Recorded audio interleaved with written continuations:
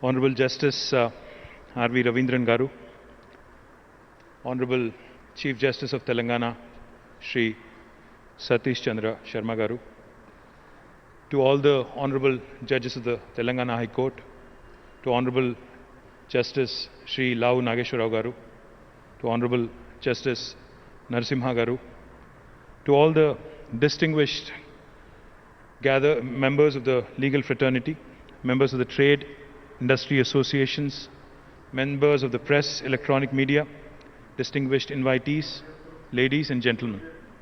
Firstly, I'd like to offer my sincere gratitude and wholehearted thanks to the Honorable Supreme Court Chief Justice of India for his decision to set up the International Arbitration and Mediation Center in Hyderabad. For this act of benevolence, we will forever remain indebted to him. In the last 7.5 years after the formation of the new state of Telangana, Telangana has emerged as one of the best performing states in terms of industrialization in the country.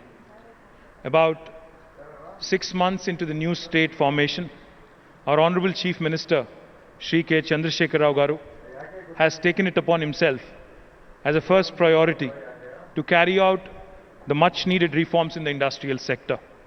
He had conducted a 7-hour-long session directly interacting with several industrial bodies in a very, very detailed manner.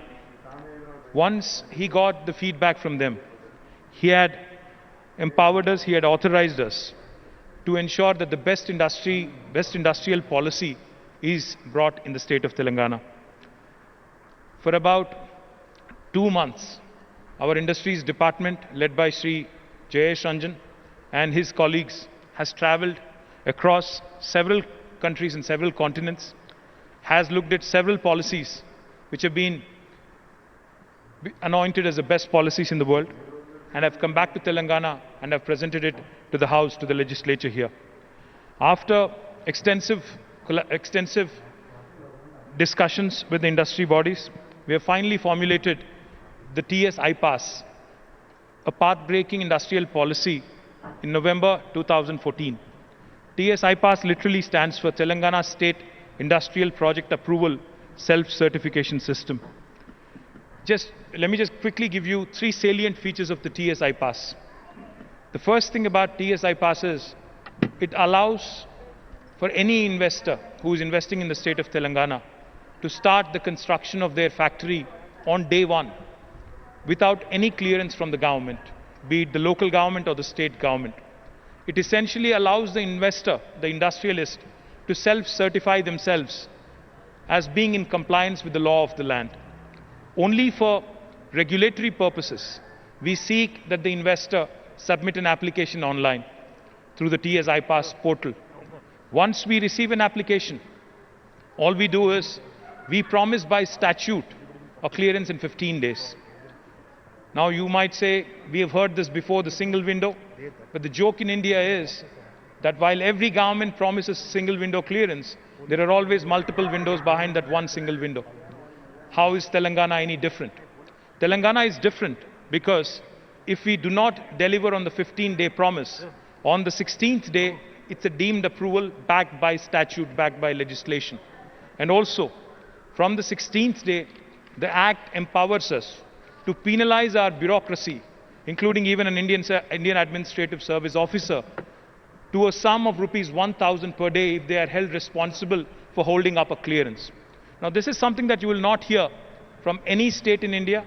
In fact, when I was in the United States a few years ago, I was explaining this model to the KPMG chairman that I had met. And when I mentioned to him that no state in India offers you this kind of facility, he smiled at me and he said, no state in the United States also offers you this kind of facility. So that is the kind of policy the government of Telangana has been able to come out with, which has really catapulted us to the top of the league on the ease of doing business rankings given by Government of India and the World Bank together. For those of you who are wondering, this sounds too good to be true, does it actually work?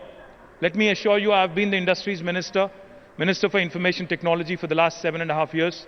Let me assure you that we have given more than 17,500 clearances so far in less than 15 days in the last 7 years.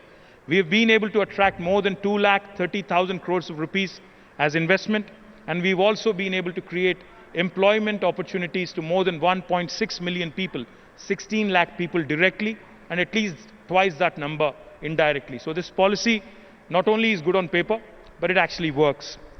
But the industrial growth and the opportunities for one to invest in India, while they are very attractive, as part of our travel, as part of our efforts to mobilize investments into the state, we meet number of people, number of investors, number of prospective potential clients. The one question that we get asked all the time, while ease of entry is important, how easy is it for us to exit in case there is a problem? Now that is a huge challenge. We focus only on ease of doing business, but what's equally important also is to focus on reducing the cost of doing business, improving the quality of doing business. The focus and the obsession with ease of doing business, of course, is great, but I think it's time for us as a country, time for us as a nation to also look at lowering the cost of doing business, and I think that's exactly where the International Arbitration and Mediation Center that has been conceptualized and now being launched today in Hyderabad is a welcome move from the industry side. The most fundamental logic, as I was pointing out, behind the TS-IPAS policy also was that the government implicitly is laying a lot of faith in the investor who are making a lifelong decision to invest in the state of Telangana. Now, if we are also able to give the confidence to the investors that not only will you have an ease of entry, but also in case of a dispute, in case of a problem, you will also be able to exit this situation very quickly. I think it will also help India attract a lot of business. I'm happy that the center will start functioning from the 18th of this month. My request to the CEO and the entire team of office bearers of this center is that you should start popularizing, you should start talking more about the center and its activities, and you should start engaging with the local ecosystem.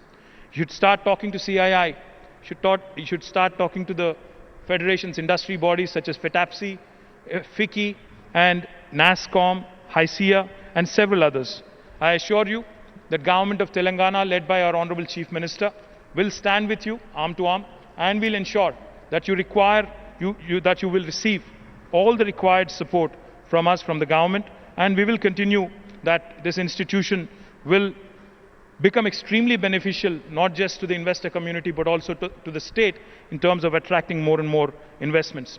But I'm also conscious of one very important thing. As was pointed out by Honorable Chief Justice of India in the morning, the center can also help, and as also was pointed out by Justice Nageshwar Rao Garu, the center also can be extremely beneficial to the MSME sector. In fact, as a Minister for Industries, I keep repeating this, I keep saying this. The big boys, the big mega investors, mega industries don't actually need as much support from the government, as much support from the institutions as do the small and medium entrepreneurs.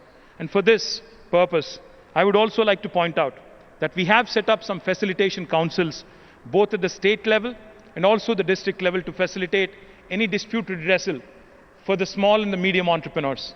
I will ensure from my side, and my principal secretary is right here, from our side, we will actually stay engaged through the facilitation councils with the Arbitration and Mediation Center so that we can actually bring about a lot of synergies and so that we can actually help the small and medium entrepreneurs.